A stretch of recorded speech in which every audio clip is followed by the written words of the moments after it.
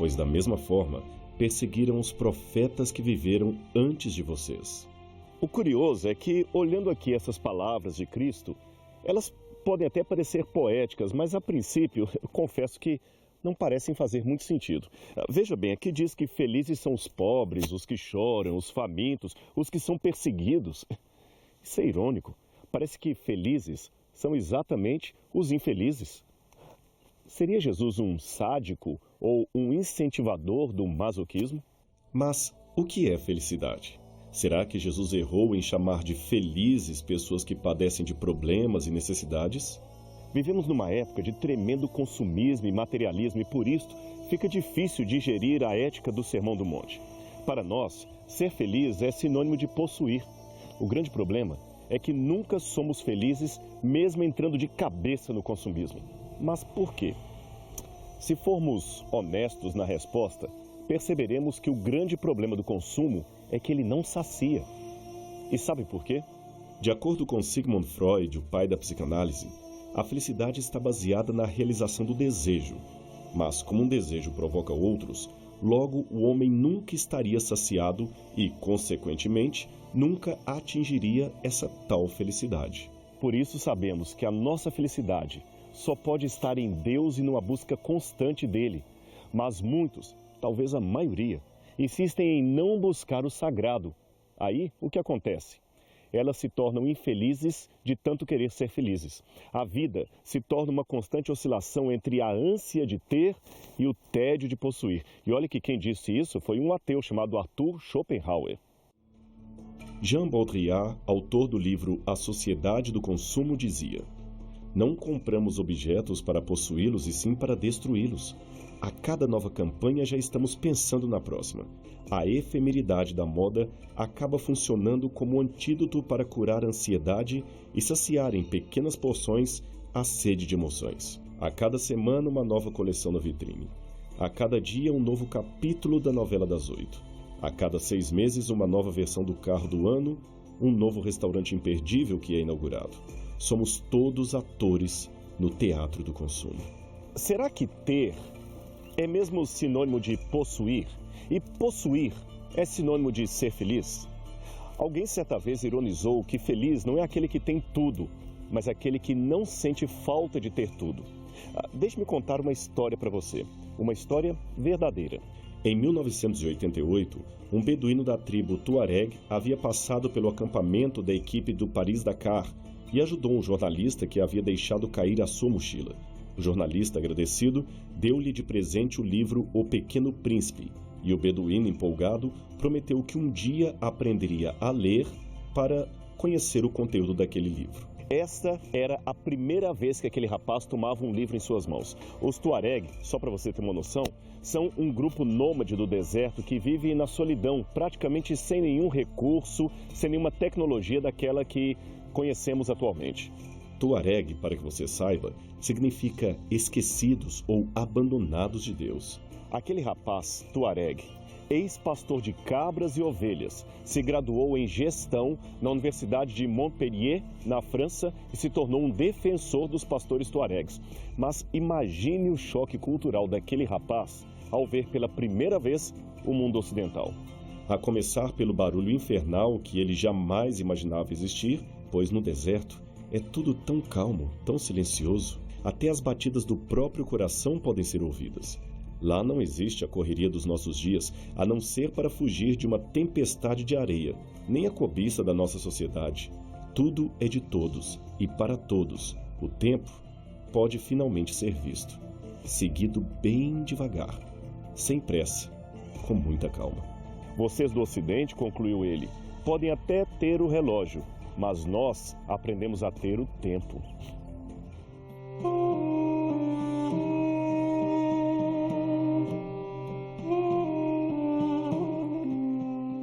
Talvez o maior problema com as bem-aventuranças seria o modo radical como elas se chocam com as nossas capacidades ou, quem sabe, com os nossos caprichos modernos. A necessidade de possuir bens e títulos tornou-se um fim em si mesma, para não dizer uma obsessão de muitos. Não existe fora do ego nenhuma autoridade que supere. Deus não está mais lá fora. Deus seria secretamente eu mesmo. o que é uma atitude perigosa por causa do seu potencial para a megalomania. Parece que vale tudo para fazer aquilo que eu quero. Se quero fazer uma coisa, se alguma coisa é boa para mim, eu levo avante com qualquer que seja a consequência que eu tenho que cumprir. Mas não é bem assim que a coisa funciona na vida. Veja, nossa relação com a vida ficou de repente ambígua. O grande sistema de símbolos que é o cristianismo organizado já não parece mais capaz de motivar a plena dedicação das pessoas, nem atender às necessidades humanas de muitos que estão por aí. E o resultado disto é um forte sentimento de falta de sentido e de alienação com respeito à vida. Isso sem contar que a rapidez dos novos produtos, que se atualizam praticamente ano após ano, faz a vida ficar facilmente desatualizada, fora de moda. No momento preciso em que descobri o sentido da vida, a vida mudou. George Carlin. Os sintomas são intoleráveis porque já não tem sentido. Nós estamos nos tornando zumbis, consumidores famintos, dominados pela ansiedade e pela angústia. Aquela angústia descrita por muitos filósofos da moda. Podemos superar quase todas as dificuldades se soubermos discernir o seu significado. Nossos prazeres, assim como nossas dores, são sintomas quando não tiverem importância simbólica. O que é esta importância simbólica? É o significado mais profundo da vida, a razão pela qual estamos aqui, de onde viemos, para onde vamos, qual o nosso papel na eternidade. Portanto, a direção da cura está na descoberta ou redescoberta da vida simbólica, da vida espiritual, que liberta o homem de uma vida angustiante, esmagadora e banal, porque lhe dá um vislumbre do futuro do mundo e do reino de Deus que está atrelado a ele.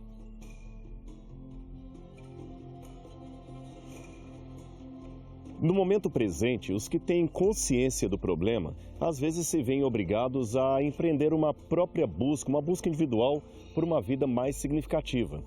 São pessoas, eu diria, de mente inquieta. Outros ainda, infelizmente, parecem alienados ao ambiente em redor, a não ser quando precisam satisfazer, você sabe, o seu próprio ego inflamado. O ego dessa pessoa é o único árbitro entre o que é certo e o que é errado, entre o que é belo e o que é feio, o que é verdadeiro e o que é falso. Jesus é radical nesse sentido. Não são os homens que definem e determinam Deus, é Deus que determina o homem. Mesmo respeitando o livre-arbítrio humano de cada um, Deus tem os seus princípios e não admitirá por toda a eternidade a existência ativa daqueles que desprezam o seu reino e a sua justiça. Agora, falando em radicalidade das demandas de Deus, quem lê as prédicas das bem-aventuranças e todo o restante do sermão, tem a impressão de que esse discurso de Cristo seria muito utópico, isto para não dizer absurdo. Tentar seguir as prédicas das bem-aventuranças parece uma forma de admitir o fracasso como projeto de vida espiritual e social. O padrão parece muito elevado e inatingível, especialmente por aqueles que querem ser seguidores de Jesus Cristo. Jesus, proibindo julgar, não julgueis para não seres julgados, levou alguns a concluírem que um cristão não pode ser juiz, nem mesmo participar de um júri. A proibição contra a blasfêmia, não jureis por nada que há no céu e na terra, tem levado alguns a se recusar ao juramento. Finalmente, o princípio de Jesus da não resistência, da não violência, tem sido aplicado até mesmo à força militar e policial. O princípio da pureza, esse é o pior, parece sugerir um Deus omnivigilante, e isto não seria nada senão um Deus mórbido. Por isso, o escritor George Bernard Shaw certa vez descreveu o Sermão do Monte como sendo uma explosão impraticável de anarquismo e sentimentalismo. Friedrich Nietzsche também complementou: toda a moral do Sermão da Montanha faz parte disso. O ser humano tem verdadeiro prazer em violentar-se com exigências exageradas.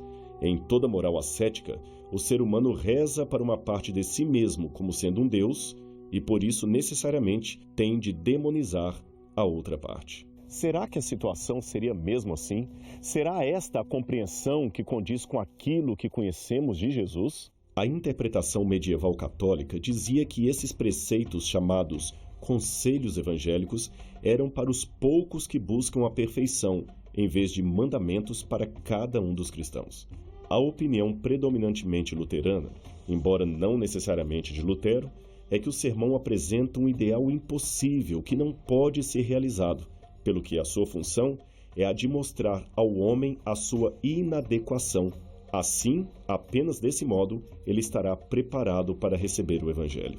E há aqueles críticos liberais, como Albert Schweitzer, que diziam que Jesus se equivocou pensando que o reino viria naquele tempo e, por isso, fez exigências tão radicais. Exigências, aliás, próprias apenas de quem estaria vivendo no momento último, imediatamente antes do juízo final de Deus. Assim, considerando que o reino de Cristo é um evento que nunca ocorreu, isto na opinião dos liberais, é claro, o Sermão da Montanha não se aplicaria à nossa condição atual. Mas qual seria, portanto, o entendimento destas palavras? O que Jesus quis dizer com o Sermão do Monte? Antes de responder a isto, é preciso lembrar as palavras do Dr. Martin Lloyd-Jones, que disse: cuidemos da tendência de ficar discutindo contra esses princípios. Cuidemos para não os fazermos parecer ridículos e acautelemo-nos para não interpretá-los de tal maneira que julguemos ser impossível a aplicação de qualquer um deles. A ideia do Sermão de Cristo não é montar um manual de comportamento legalista e mecânico. Trata de uma relação de compromisso com Deus. Quer ver? Vamos ler as bem-aventuranças com outros olhos. Pegue a sua Bíblia e acompanhe comigo.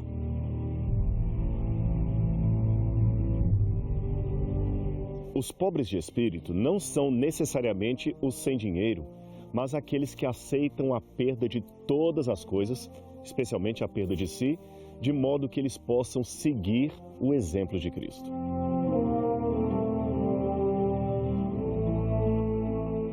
Os que choram são pessoas que vivem sem a ilusão de paz e prosperidade deste mundo, vindas apenas pela política humana. Eles são pessoas que aprenderam a não conformidade consigo mesmos e o desejo de encontrar a própria felicidade e realização na pessoa de Cristo.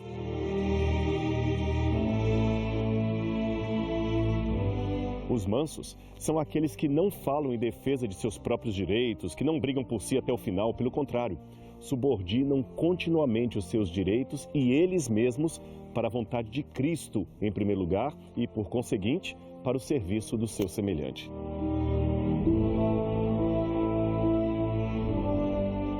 Os que têm fome e sede de justiça também renunciam à expectativa de que o homem pode fazer deste mundo um paraíso. A sua única esperança está na justiça que só o reino de Cristo pode trazer.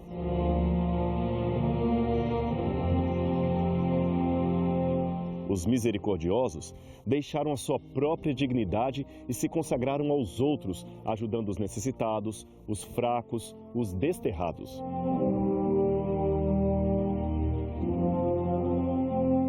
Os puros de coração já não estão preocupados em ser chamados de felizes ou de bem-aventurados pelo mundo, pelo contrário, eles se resignaram para o chamado de Cristo e o seu desejo é para o reino de Deus.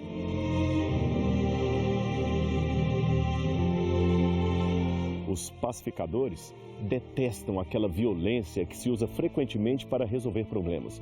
Eles entendem que, às vezes, especialmente em situações de conflito, a escolha é uma questão de eleger entre ter razão ou ser feliz.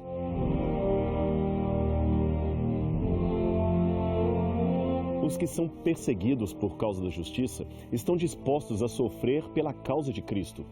Toda e qualquer causa justa torna a sua causa, porque é parte da obra geral de Deus. O sofrimento, nesse caso, se converte em comunhão com o Pai Celestial. Finalmente, houve um teólogo que escreveu um ensaio sensacional em relação ao Sermão do Monte. Ele se chamava Dietrich Bonhoeffer e morreu enforcado num presídio nazista. Sabe por quê? Porque não aceitou participar da carnificina provocada por Hitler. Enquanto preso, ele escreveu vários conceitos importantes da teologia e entre eles o sentido de seguimento ou discipulado. Esse conceito explica bem o ideal do céu por detrás de cada palavra do Sermão de Cristo.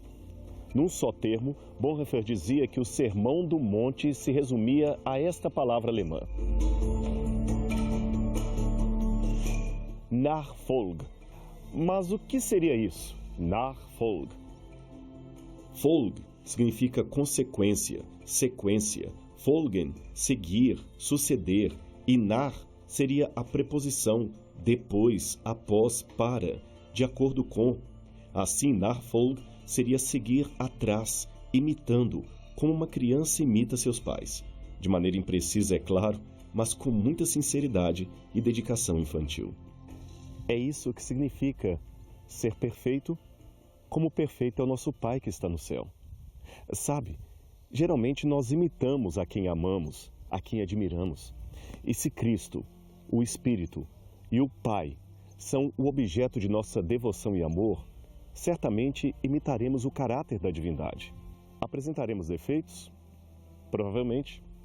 Mas no rascunho de nossa vida, daremos oportunidade a Deus de escrever um belo livro chamado A História da Salvação, da minha salvação e da sua salvação. Bem, o dia já está declinando, a noite está chegando e o programa Evidências vai ficando por aqui. Mas não perca o nosso próximo encontro, aqui na TV Novo Tempo. Até lá!